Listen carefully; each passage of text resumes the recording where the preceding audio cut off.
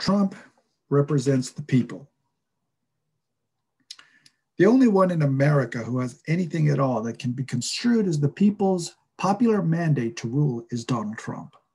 This is indisputable. Whether or not parliamentary democracies in general are actually capable of representing the people's will is another argument entirely and not relevant here. The rules of the game are established at the outset. However compromised the people's will is, has been, or will be under Biden especially, we will have to proceed. However much the rule of law has been compromised is for each to decide, though here too we will have to proceed. How low can you go? How low are you willing to go? Comrades who deny that Trump actually has more of the people's mandate are suffering from typical left-wing infantilism, throwing temper tantrums at the prospect of actually backing Trump via the people, whom even comrades have been told to detest over the past 4 years. Comrades will deny that they have been taken for a ride. Part of infantilism is refusing at all costs to believe that one's own so-called free choice itself has been manufactured. Democrats suffer from this malady most acutely, but it afflicts comrades too.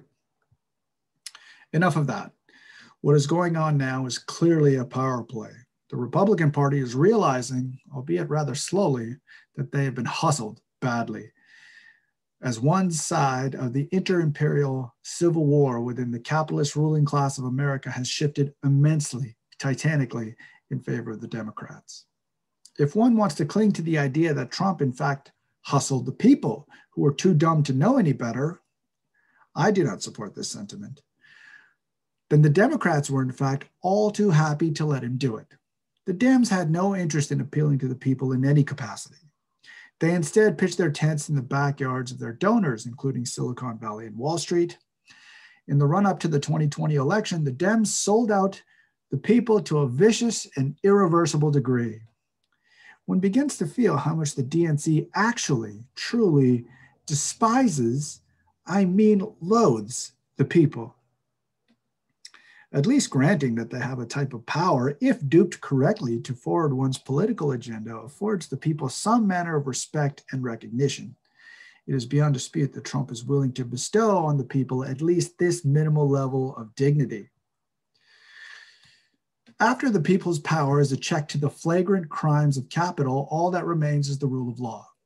America as an institution is fast being hollowed out. Possibly only a carcass remains. This is obvious. But despite that, still standing is a political instrument designed for, and hence in some capacity able to weather, internal domestic maelstroms from extremely hostile and non-democratic forces.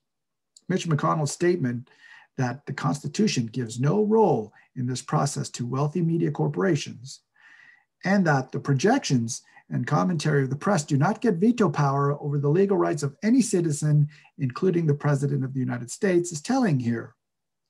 The banally obvious import of such a statement is lost on Democrats who wish to remain in hysterical denial. Furthermore, Devin Nunes has shown that there is a limit to propaganda narratives and corporate malfeasance, if only because such powers are not enshrined in the Constitution, nor guaranteed by anything within any preamble to any legal document from which fascist corporate domination, I mean the power of capital, can further entrench itself. One can pretend the corporate media powers that called the election wanting to argue that they had a right to do so as free citizens under a legal stipulation that recognizes them as legal individuals. At this point, Democrats really will have to face the question, how low will you go?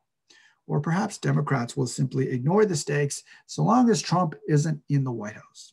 Even Republicans do this as long as their man is in the White House. Republicans have two weapons left to counter this hustle. They are not indifferent. They understand that since the DNC has corralled an immense amount of corporate wealth and power behind its own agenda moving forward, the future for the Republicans and its hopes to rule, even out of spite and not in the people's interest in any way, are fast diminishing. Checks and balances still exist, that is, the checks and balances of egos. The need to rebuke Democrats for exercising even the same agenda they believe to be their God-given right to exercise remains deep within the Republican psyche. Republicans understand that Trump is their last chance to hold the White House for the next decade or longer. If he's gone, so are many Republican hopes. The Republicans will be exposed as losers, and money backs winners. Rolling corporate propaganda moving forward will create a wall of misinformation that will be difficult to pierce in future. It must be pierced now. Trump has the people on his side. Future Republican leaders risk obtaining nowhere near 50% of American hearts and minds, as the Bush-Cheney malingerers, who will no doubt reassert themselves upon Trump's exit, will lead the party to possibly 40 years or more of wandering and electoral destitution.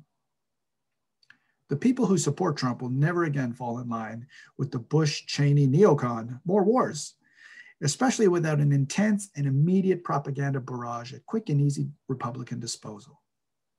The Republicans now have the people as a weapon and for several weeks upcoming, but it will not remain.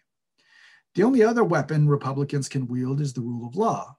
How long or how well or how tenacious its senators, legislators, and lawyers can and must be to actually get the law to rule and work in its favor remains to be seen. Possible scenarios exist, though legal battles will be long and drawn out. Justice Department investigators would be up against a phalanx of legal goons and mercenaries. Dems own the media. Dems have successfully canvassed and won over America's most prominent and domineering constituents, its corporations. This is what I mean when I say the Republican Party got hustled.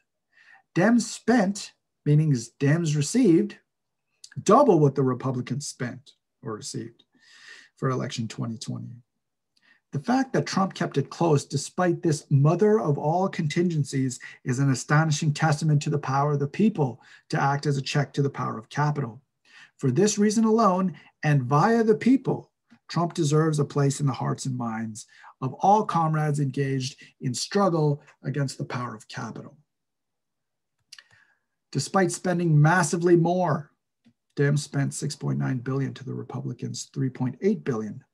Dems' return on investment is zero, with no blue wave in either the House or Senate, and really, let's be frank, nothing much to show for in the White House either. The Democrats lost every one of the key swing states on election night.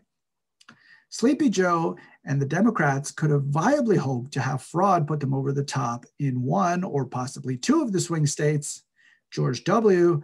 only committed massive, palpable fraud in Florida alone. But all of them? After spending so much, how could this even be possible? Yet Trump made it possible.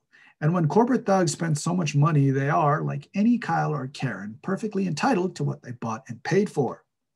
One begins to discern all around the power and brute force of capital.